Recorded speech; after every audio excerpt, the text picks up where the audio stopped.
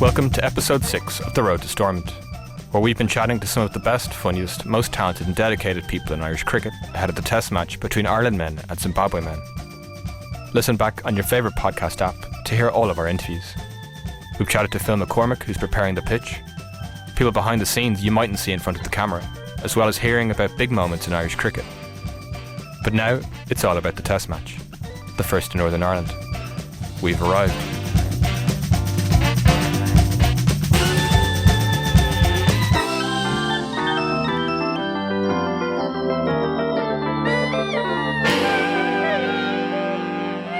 First up, here's Scott Irvine. What does Test cricket mean to you?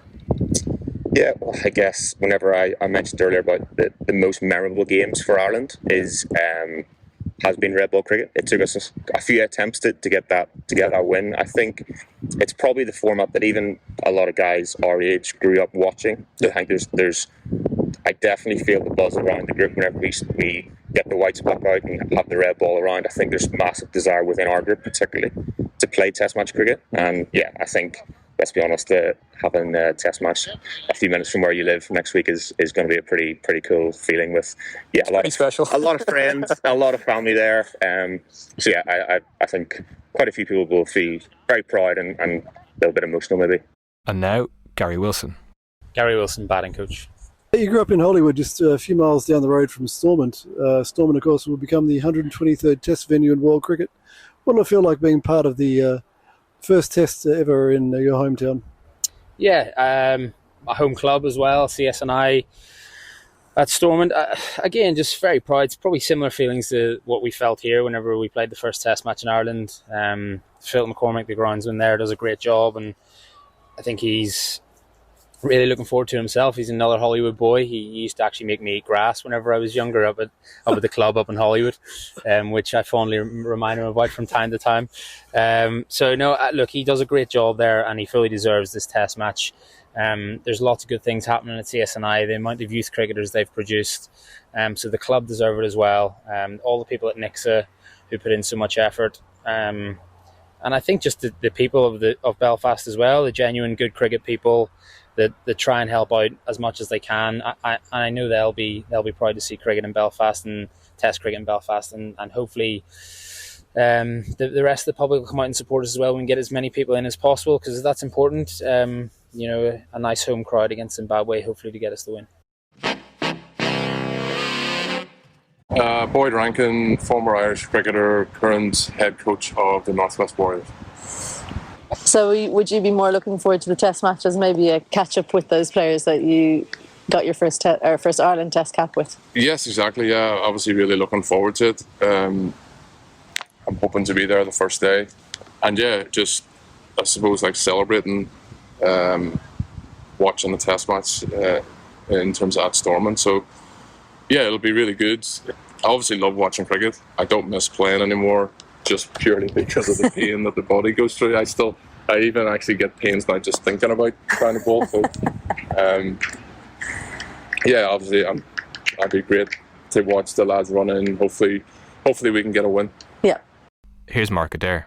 I'm Mark Adair. I'm a 28-year-old bowling all-rounder for the Ireland men's cricket team.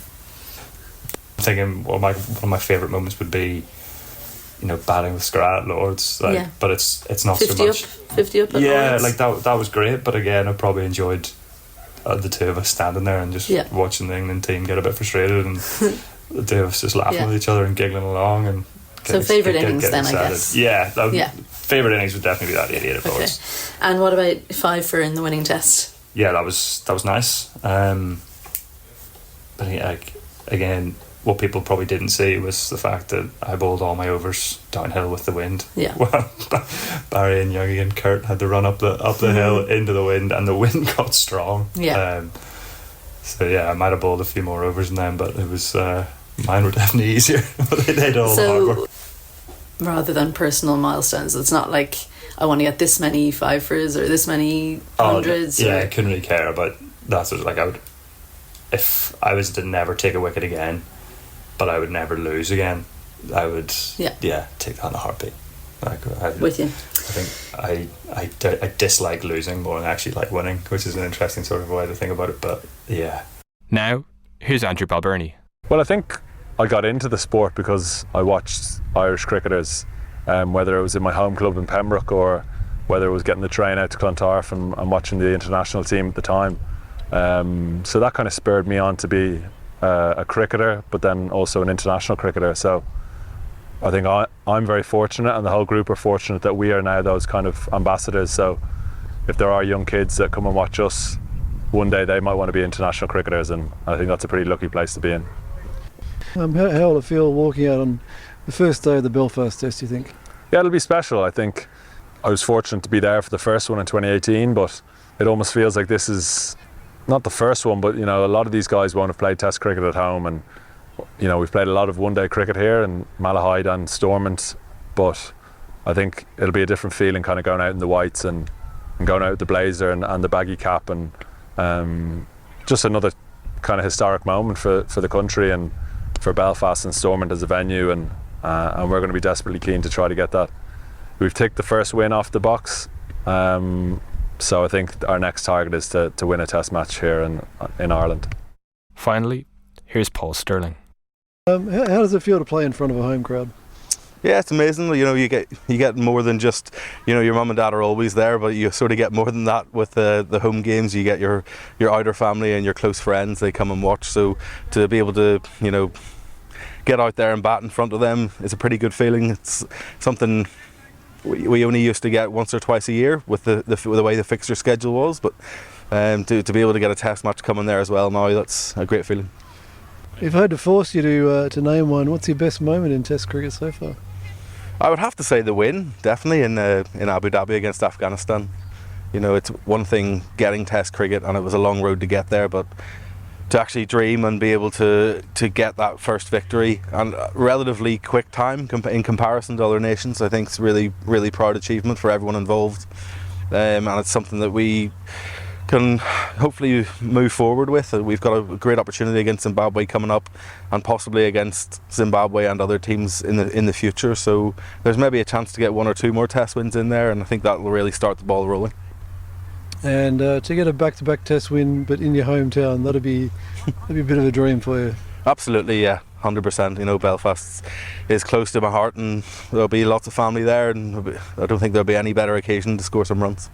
Thank you very much. Cheers, Craig. Thank you. Well, we've arrived, figuratively and literally, to Stormont, to the end of our journey. As we stand in the balcony of the pavilion, overlooking what will shortly be the 123rd Test ground in the world, one thing is clear. A Test match is far more than just the 13 players and 2 umpires you see on the field. It's the skill, expertise and dedication of so many. This historic first Test match in Northern Ireland is more than just one game. It's a recognition, an achievement in honour and an occasion. It's a credit to the many players, coaches, volunteers, match officials, ground staff and administrators that have been part of Irish cricket over the years. But the Belfast Test is not the destination. It's just a slice in time of Irish cricket's long journey, historic and momentous. I'm Dave Sira, and on behalf of my colleagues Isabel, Craig, Connor and Collie, we hope you've enjoyed the journey and will enjoy what's to come next.